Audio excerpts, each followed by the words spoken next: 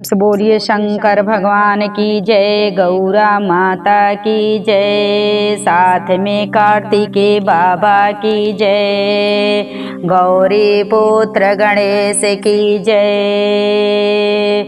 तो देखिए गुरु बहना बहुत सुंदर आप लोग के शिव चर्चा की कथा सुनाओ तनी। हमरे कथा के आप सब शुरू से लास्ट तक सुनो आ सुन के कमेंट बॉक्स में बताए कि हमार कथा सुन के आप सबन के कैसन लगल बा।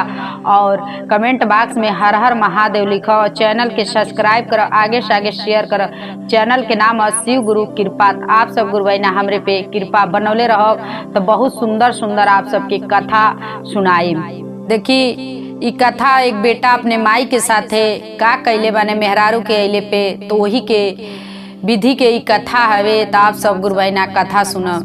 देखी एगो यादव जी बाने, यादव जी के एगो बेटा बाने, यादव जी के एगो बेटा बाने। आ यादव जी बहुत शराब पियतने, बहुत शराब पियतने, लोन लेतने, जुआ खेलतने, लोन ले ले आ जुआ खेलले बाटे और शराब पियतने बहुत। लेकिन कहल जाला कि महादेव जी के बहुत पूजा पाठ करत रहने, शराब पियत रहने, सब कुछ गलत करत रहने, लेकिन महादेव जी के बहुत पूजा पाठ करत रहने। आ मेहरारू रहली यादव जी के, जौन यादव जी के मेहरारू रहली वो बहुत पूजा पाठ करत रहली, साथे बहुत पूजा पाठ करत रहली। या एगो बेटा लोगन के रहने, एगो बेटा रहने। यादव के मेहरारू कितना हु मना करत रहली कि आप काहे इतना लोन लेतनी चाहे कुछ लेतनी, लेकिन अपने मेहरारू के बात यादव जी ना मानत रहने। एक दिन यादव जी के ऐसन आइल, ऐसन समय आइल कि यादव जी के बहुत सीरियस तबीयत हो गई। यादव जी अब कहल जाला कि मरे के हालत पे हो गई रहने।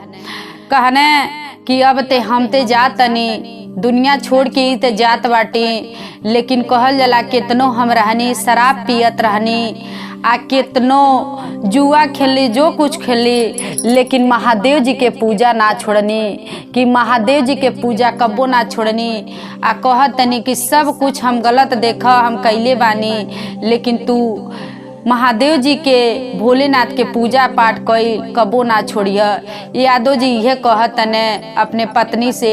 आ यादव जी यह कह के यादव जी के प्राण निकल गए, यादव जी मर गई ने।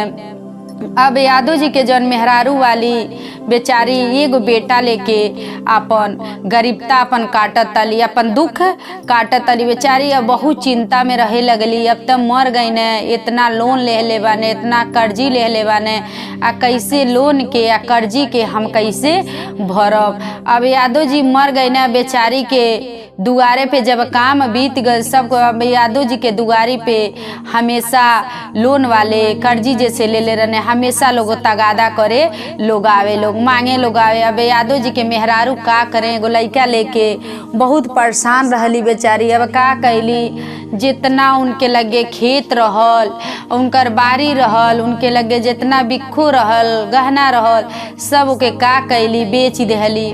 आ बेच के आ का कैली, जितना लोन रहल आ जितना कर्जी रहल सब चुका देहली, सब चुका देहली बेचारी। अब जितना रहल कहल जाला जितना रहल उनकरे लगे उतना दिन खैली पियली रहली, घर वो कहल जाला बेची देले रहली। कहली जितना दिन बाटे उतना दिन सब रहे दी बेची देले वाली, सब कुछ बेची देहली लोन और कर्जी के लिए। अपने उनकर पति देव जन रहने यादव जी बहुत कर्जी बहुत लोन ले ले रहने, लेकिन बेचारी भगवान के पूजा कैल, महादेव जी के पूजा कैल ला छोड़तली, महादेव जी के पूजा पाठ करतली, चर्चा में जातली, सब कुछ करतली। अब एक दिन ऐसा आयल बेचारी के अब कुछ उनके घर में एक अनाज नहीं रह गई खाए के, कुछ बेचारी के कुछ नहीं बा। अपने लड़का के लेके बहुत दुख कटली बहुत। अब भूखी के बिना लड़का तड़पे लगने। आ जब लड़का तड़पे लगने कहने ए माई हमके भूख लगल बा, हमके तू दे तू कुछ खाए के। कहली ये बेटा भूख लगल बा, कुछ देर वेट कर, अब्बे हम कहीं से कुछ देर अगोरा, अब्बे हम तो के कहीं से खाए के दे। नहीं माई हमके बहुत तेज के भूख लगल बा, हमके अब्बे चाही, हमके अब्बे चाही। अब बेचारी सोचली जब हमारे लगे कुछ खाए पिए के नाई बाटे तो हम कहाँ से अपने लड़का के दी खाए पी के। अब सोचली कि चला ई गाँव, इस दुनिया, ई गाँव, ई जगह ही छोड़ के आ कहल तनी जा तनी दूसरे शहर और जा तनी अपन मांगम भीख या मांग के अपने बेटा के पेट भरम, अपन पेट भरम आ भगवान के अपन पूजा पाठ होहरे करब, महादेव जी के पूजा पाठ करब। देखी अब इतना ही अपने मन में सोच लेली, कहली ये बेटा चलो चलो तनी अब के घरे मिली कुछ तो मांग के तो के हम खिया दे। अब जा तली जंगल का राह धैले जा तली। अब कहल जला छोटा मोटा जंगल पड़ल, वही जंगल में जनी महादेव जी रहने, महादेव जी एक साधु के वेश में और वही में लिट्टी लगावत तने, वही जंगल के किनारे लिट्टी लगावत तने। जब देखली रोड ध के जाल जला वही रोडवा के किनारवा लिट्टी लगावत तने। जब देखली कि एगो साधु बाबा लिट्टी लगावत तने तो उहे रास्तवा ध के जातली। कहली कि ये साधु बाबा, ये साधु बाबा हमके एगो लिट्टिया आप दे देती। कहली ये साधु बाबा हमके एक लिट्टिया दे देती। कहने कि बैठो, कहली एक लिट्टी हमके दे दी, हमारा लइका खा ली, हमारा लइका सूती जा, हमारा लइका सूती जाइ हैं। तो कहली ये बाबा एक के लिट्टिया हमके दे। कहने बाबा कहत तने कि ठीक बा हम दे देबू। तो महादेव जी रहने, वो तो इनका रास्ता रोकने न, इनके सही रास्ता दिखावत रहने। बाबा लिट्टी बना लेहने, आ लिट्टी बना के ओकरे बाद से उनके देहने, आ देहने लिट्टी ले ली। कहले बाबा एगो तू खा लिया, एगो अपने बेटा खिया दिया। फिर का कैली वहाँ से वापिस लौट गईली, आ लौट गईली वहाँ से वापिस का कैली एक लिट्टी अपने खैली, एक लिट्टी अपने लइका खेली आ सूत गईली। सूत गईली। फिर सवेर बिहान भइल, फिर लइका के भूख लगल। फिर लइका कहलस ए माई हमके खाना चाहिए। कहली ए बेटा अब कहाँ से हम खाना दी, आ चलो अब का करी, अब चलो। फिर कहली कहत न कि जा वही जंगलिया में बाबा हुई लिट्टी लगात हुई, जा बाबा से एगो औरी भौरिया तू मांग के ले आव, एगो और तू भौरिया मांग के ले आव। कहली ठीक बा ए जा तू रैया, हम जा तनी देखा तनी कि साधु बाबा भौरी लगावत हुई तो हम साधु बाबा से भौरी हम मांग ले। देखी फिर जा तली, आ बाबा भौरी लगा के धो देले बाने। बाबा तो जानते रहने, उ तो महादेव जी रहने, तू तो जानते रह गई भौरी उ धो देले रहने। कहने कहतली ए बाबा जू हमके एक लिट्टिया दे देती। कहने बाबा कि ठीक बा बैठो अब लिट्टिया दे। ए बाबा दिन एगो लिट्टिया दी, हम लइकवा बड़ा तेज के भूख ले लो। ए बाबा हम लइकवा खा के सूत रहे। ए तो बार बार मांगत। बाबा कहने अरे बैठो ई करवा कली तो के लिट्टिया देता नहीं। बैठ गईली आ लिट्टी बाबा अब कार कल है लिट्टी देहने। महादेव जी उतरावे कहने देखी गुरुबाइना। अब उ लिट्टी बाबा देहने कहने कि है 4 लिट्टी देता नहीं, आ 2 लिट्टी, एक लिट्टी अपने खाइया, एक लिट्टी अपने लइका के खिया, आ 2 लिट्टी जहाँ तो के अच्छा लगी वही जगाड़ दिया, वही जगाड़ के वही के ऊपर तू सूती जाइया।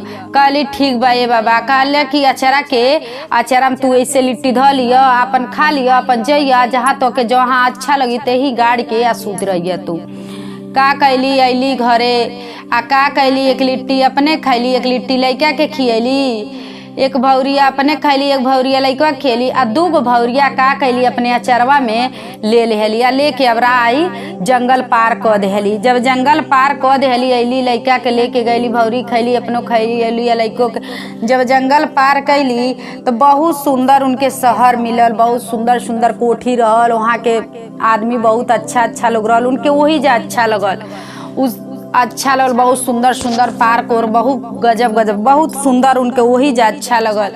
आ जब वही जा अच्छा लगल का कैली, जब साँझ भइल तो का कैली वही जा लिट्टिया खोन के आ वही जा का कैली गाड़ी देहली, आ गाड़ी के वही के ऊपर सूत गईली। आ जब सूत गईली तब भिनई होता तो लइका खूब सुंदर के बिस्तर पे सुतल बाने, अपने लइका के गोड़वारी सुतल वाली, अपने लइका के गोड़वारी सुतल वाली। बहुत सुंदर घर दुआर हो गई, बहुत सुंदर के हो गई। अब लइका अब देखी धीरे धीरे तो लइका अब सियान होता, लइका के दिमाग में आए लगल गलत भावना, गलत बात आए लगल। आखिर में हमार माई रहती रात कहाँ से इतना बढ़न घर बनवा लेली, जगह ही क लेली, कहाँ से घर बनल लगता वो साधु बाबा के हमार माई रखले वाली, आ यही से उ घर बनवा लेहली। गुरुबैना अब लइका के मन में तो गलत सोच आ गई, गलत बात ही आ गई। अब लइका बार बार अपन ये लेके दिमाग में बैठल बाटे। अब अपने माई से जा, लइका धीरे धीरे सियान हो गई ने।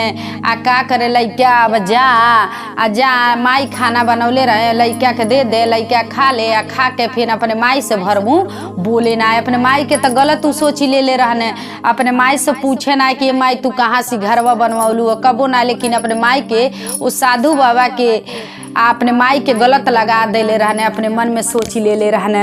अब का कैली बेचारी, अभी करे कहली अब दिन भर तो कहल जला बैठल बानी आ चल तनी आज चर्चा में चल तनी। आ चर्चा दिन भर बैठले अपन सारे उतना साधु बाबा महादेव जी उनके दे देले रहने।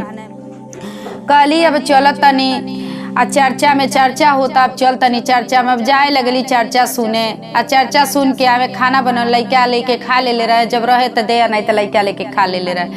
कहली चर्चा में जात रही, प्रतिदिन जात रही। कहली ओमे के लोग कहल लोग गुरुबहिना लोग कि ये गुरुबहिना आज और आपके बेटा एगो वाने बियाह शादी करे लायक हो गल, मैंने बियाह शादी कर देती तो आपो के हर चीज़ के सुख हो जात, पतोही आ जाती घर में तो अपन बातचीत करती, अपन वही में सास पतोही पटाई लेती, अपन अती टाइम से चर्चा सुने। कहली सही कह तनी गुरुबहिना, अब बियाह शादी तब लइका करे लायक हो गई बने। अब कहले गुरुबहिना कहले अली घरे आ लइका के अब बियाहे के चर्चा अब चलावे लगली। लइका के देखी बियाह लग गई। आ जब लइका के बियाह लग गई, लइका के बियाह जब होके गई, देखी अब लइका के निक के बारात उरात बेचारी सब कुछ निकली, सब कुछ। लइका जब बियाह गई, बियाह जब हो गई तो ये सोचे लइकवा कि कब सब केहू किनारे होला कि अपने मौगी से अपने माई के बतिया कह दी। कब सब केहू किनारे होला अपने मौगी से अपने माई के बतिया कह दी कि हमार माई गलती हो, हमार माई गलती हो। जब सब केहू देखी सब केहू छोड़ देला भाई, अब बियाह शादी वाला मर्द मेहरारू अपने बतिया लोगन। जब सब केहू किनारे गोला लइका वही जा समय पौने कहने सब केहू के गोड़ धरिया पर हमरे माई के गोड़ न धरिया। कहली तुरंत काहे ऐसा कहतनी, काहे उनकर गोड़ ना धर मुँगा के कहने जन्ना हम कहतनी उतने तुमनिया सब केहू के गोड़ धरिया, हमरे माई के गोड़ तू न धरिया। देखी अब वही जा, अब वही से सुबेर भइल आ विदाई भइल अली डोली से जौन निक के उतरली लइका के माई अपन पतोही के उतरली। आ जौन होला सब केहू के गोड़ पतोही धैली, आ बेटा सब केहू के गोड़ लोग धैलू, पर अपने माई के गोड़ नाय बेटा धैना, पतोही अपने सासू के गोड़ नाय धैली। आ बेचारी के मन में तो दुख भइल, लेकिन केहू से कहली ना। आ जौन होला दही चीनी आ 5 गो रोटी सब नियम कैली, सब करवैली। आ जौन घर में के लोग कहल जाला रिश्तेदार बोलौले रहली, कहल लोग कि गांव गड़ा के लोग रहल जे रहल भाई घर में, कहल लोग कि आ काहे सब केहू के गोड़ धैली या काहे राउर गोड़वा नहीं धैली। कहली अरे भुला गइल होइए, नाई देखले होइए कि काहे तर कहतनी सोना रे भुला गइल, नाई धैली गोड़वा त का हो गइल, ना धैन बेटा गोड़वा त का हो गइल, जाए दी सबन। देखी लेकिन अपन दिल के बात के उस कहत ना वाली कि हमके गोड़वा नाई धैले बा ना तो हमके बहुत कष्ट होता, हमके बहुत दुख होता। जब सब केहू चल गए अपने अपने घरे, अब बेचारी एक कोठरी में बैठ के बूढ़ी जन लइका के माई रहली बहुत रोवत तली। अब कहली रो के रोवत रहली। अब कहली का कही के से, अब कहली पतोहिया से, अब कहली कि अब ढेर दिन हो गई भाई ले, अब चल तनी चर्चा में सुने। अब कहली पतोहिया से तनी हमके 5 गो रुपया दे तू, हम बिस्कुट खरीदती या जैती चर्चा सुने। कहली दे तू 5 गो रुपया चाहे 10 गो रुपया, तनी पर प्रसादी मिश्री होला बिस्कुट होला कुछ लेके जेती। कहली एक बेर कहत तनी ने तू हमसे बोला ना, हमसे कुछ मांगा ना, तुम्हार बेटा मना कैले कहले बा हमर माई के तू गोड़ न धरिया। देखी बेचारी सोचत अली आखिर में हमार बेटौआ काहे मना कैलस कि हम अपने माई के गोड़ न धरियो, आखिर में कौन गलती कैनी कि बेटा मना कैलस।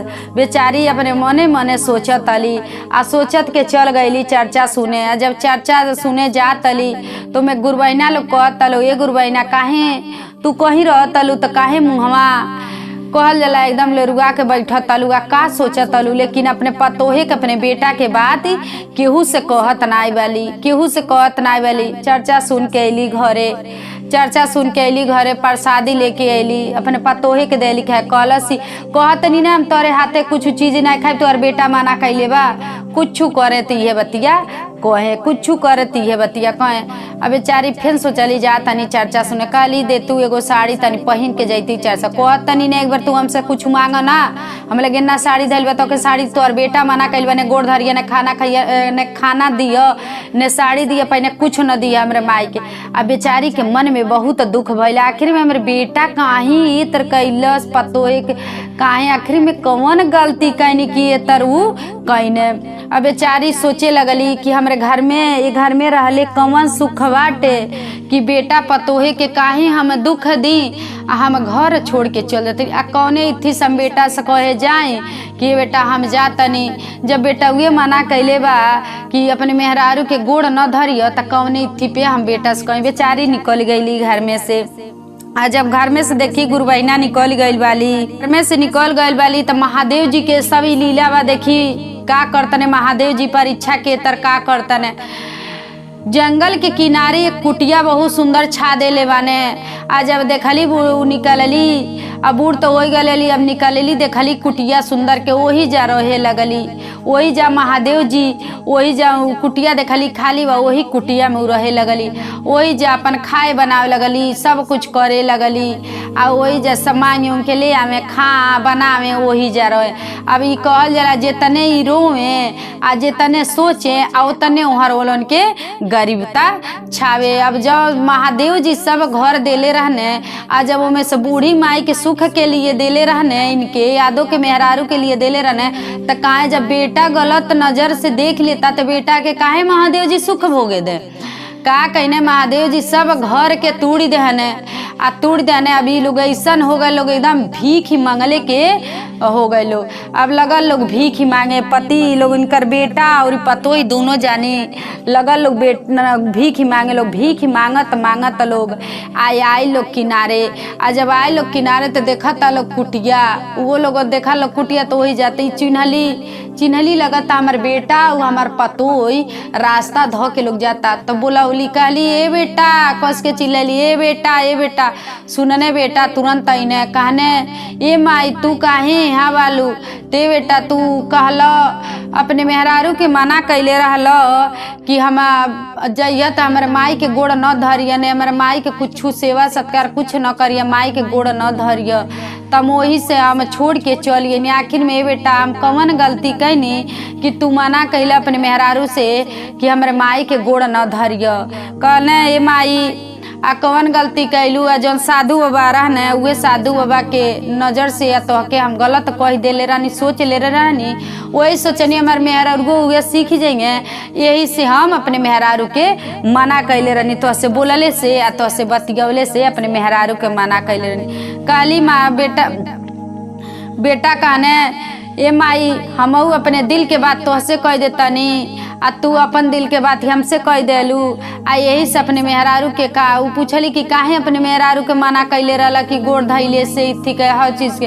तू कहने कि जौन साधु बाबा रहने तू रहलू आ गलत सोच ले रहनी, आ वही सोचनी कि हमार मेहरारू बोली तो से तो गलत तू हमरे मेहरारू के सिखैबू। यही से अपने मेहरारू कहली ए बेटा एमे कौनो गलत बात नहीं बाटे, कुछ नहीं हवे। जौन रहने साधु बाबा रहने न लिटिया लगावत रहने तो तोके बहुत छोट रहल, तोके भूखिया लगल रहल जे याद तो बटे। कहने हाँ ए माई हमके सब याद बा, याद नहीं रहता तोके हम गलत कहले रहती तो लिटिया लगावत रहने तोके भूखिया लगल। तो वही बाबा से गईनी लिटिया मांग के लेनी आ तोके खियनी, अपने खियौनी सुतनी। आ फिर बिहान भैले तोके भूखिया लगल तो फिर बाबा लगवा गईनी तो बाबा 4 गो लिट्टी देने। कहने 1 लिट्टी तू खैया, 1 लिट्टी अपने बेटा खिया, 2 लिट्टिया जहाँ तोके अच्छा लगी वही जा गाड़ दिया, गाड़ के ऊपर ऊपर तू सूती जाइए। हम वही जा सुतनी, बाबा जैसे जैसे कहले रहने वैसे वैसे कहनी सुतनी। तो बहुत सुंदर के उहे महादेव जी घर देले रहने। तू के रहलू महादेव जी रहने। हम महादेव जी के बड़ी पूजा पाठ करे ने, चर्चा में जानी ने। तू महादेव जी सब हमके देले रहने, हमारे गरीबता के दूर कहने।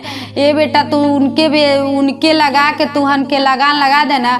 यही से महादेव जी सब छीन लेना, हम घर में से निकल गए सब। अब वही जा बेटा पतोई आ बूढ़ी सोच के लोग तीनों जानी अब लोग का कर लोग महादेव जी के पूजा पाठ करे लगल, लोग चर्चा में जाए लगन पेटा पतोय आ एक के साथे लोग रह लो। महादेव जी वही जैसे धन देहल शुरू है। तो देखी गुरुबैना महादेव जी सब केहू के हाँ सब केहू भला करे, ओकरे पीछे हमरो भला करे, केहू के देखी गलत ना कहल जाला। काहे से भगवान सब देखत ने, सब महादेव जी सब देखत रहने कि के कैसन बा। महादेव जी ले रहने लेकिन बेटा अपने माई पे गलत निगाह लगा देने, यही से महादेव जी सब छीन लेने। बेचारी उनकर जब यादव जी मर गए ने, बेचारी अपने एगो बेटा लेके कैसे कैसे दुख कटली, का कैली।